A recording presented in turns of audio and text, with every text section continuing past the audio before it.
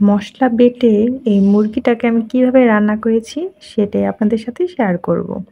তাহলে দেখতে থাকুন আমার ভিডিওটি। অবশ্যই সম্পূর্ণ ভিডিওটি দেখবেন, অনুরোধ রইল। প্রথমে বেটে নিচ্ছি অল্প কয়েকটা দারুচিনি, কয়েকটা এলাচ আর কয়েক টুকরো লবঙ্গ। তারপর সাথে দিয়ে নিব কয়েকটা কাঁচামরিচ, একটু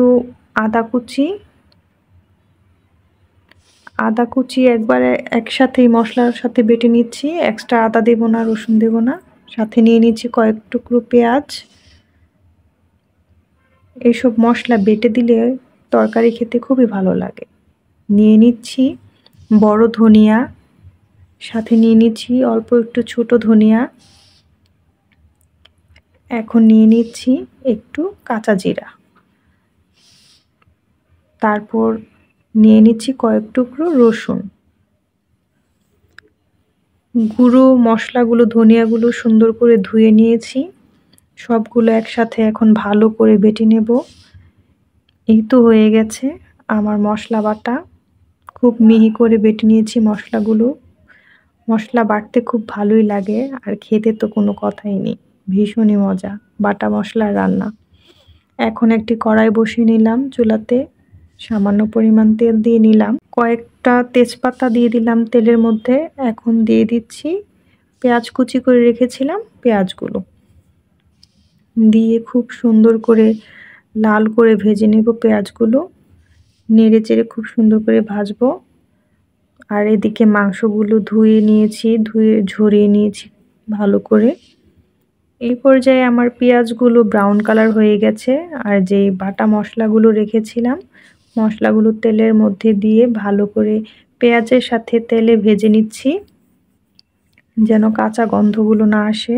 আর মশলাটা যখন তেলে দিয়েছি এত সুন্দর ঘ্রাণ এসেছিল, কি আর বলবো। এখন দিয়ে দিচ্ছি সামান্য পরিমাণ পানি। তারপর দিয়ে দিব মরিচের গুঁড়ো, দিয়ে দিলাম হলুদের গুঁড়ো আর পরিমাণ মতো লবণ। আমি লবণটা একটু বেশি করে দিয়ে দিয়েছি যেন পরবর্তীতে আর দিতে না হয়। দিয়ে খুব ভালো করে কষিয়ে নিচ্ছি।